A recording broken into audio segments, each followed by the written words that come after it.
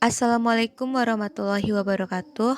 Kami dari kelompok 1 yang beranggotakan Aulia Fikram, Aster Monika, Salma Ramadanti, dan Muni Pumalasari akan menjelaskan materi bagian kedua, yaitu yang pertama, konsep biaya per unit.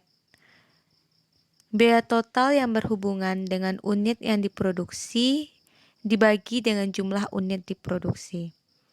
Namun, untuk bisa mengukur total biaya, kita harus mendefinisikan biaya produk terlebih dahulu. Ingat bahwa biaya produk tergantung pada tujuan manajerial yang ingin dipenuhi, dalam kurung different cost for different purpose. Misalnya, biaya produk didefinisikan sebagai jumlah dari bahan baku langsung, tenaga kerja langsung, dan biaya overhead. Definisi ini diperlukan hanya untuk tujuan pelaporan keuangan eksternal, pengukuran biaya cost measurement, meliputi penentuan nilai dari bahan baku, tenaga kerja langsung, dan overhead yang digunakan dalam produksi.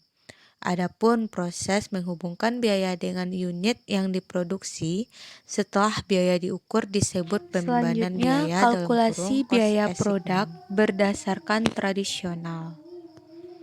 Dalam sistem biaya tradisional, hanya penggerak aktivitas tingkat unit yang digunakan untuk membebankan biaya pada produk.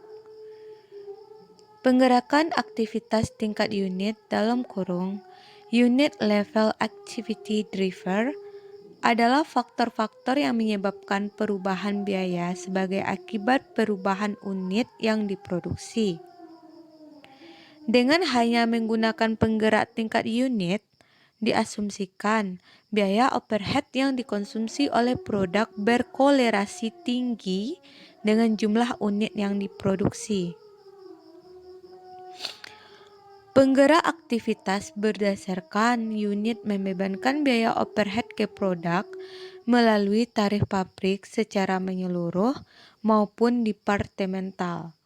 Penggerakan tingkat unit yang biasa digunakan antara lain: yang pertama, unit yang diproduksi; yang kedua, jumlah jam tenaga kerja langsung; yang ketiga, jumlah upah tenaga kerja langsung; yang keempat, jumlah jam mesin; dan yang terakhir, jumlah bahan baku. Penggerak tingkat unit, langkah selanjutnya adalah memperkirakan tingkat output aktivitas yang akan diukur, yaitu melalui tingkat aktivitas yang diharapkan dan tingkat aktivitas normal.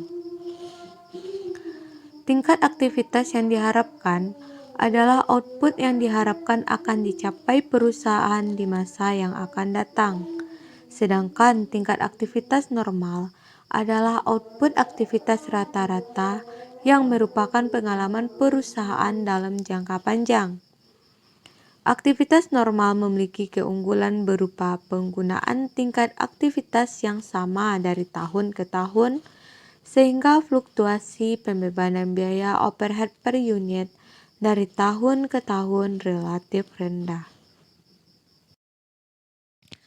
Selanjutnya, keterbatasan sistem akuntansi tradisional. Seringkali organisasi mengalami hal-hal tertentu yang mengindikasikan bahwa sistem akuntansi biaya sudah ketinggalan zaman. Contohnya, yang pertama, hasil dari penawaran bisnis sulit dijelaskan. Yang kedua, harga pesaing tampak begitu rendah dan tidak masuk akal.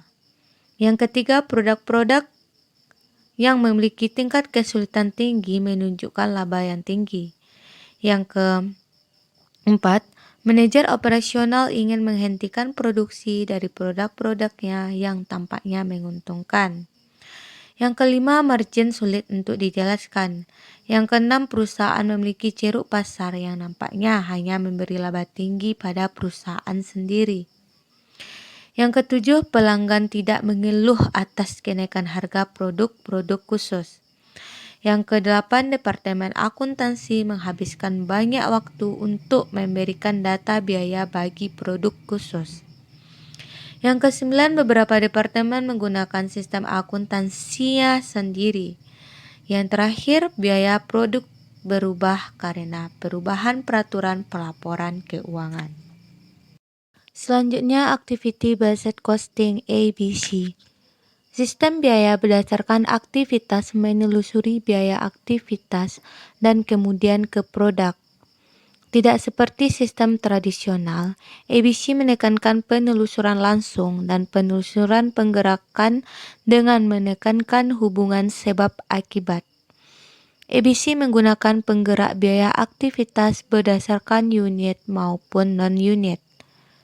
Ada dua prosedur yang digunakan untuk menerapkan ABC, yaitu prosedur tahap pertama, identifikasi aktivitas. Biaya-biaya dibebankan ke aktivitas. Aktivitas yang berkaitan dikelompokkan untuk membentuk kumpulan sejenis yang A secara logika berkolerasi dan B memiliki rasio konsumsi yang sama untuk setiap produk. Biaya aktivitas yang dikelompokkan dijumlah untuk mendefinisikan kelompok biaya sejenis. Tarif yang selanjutnya tarif overhead kelompok dihitung.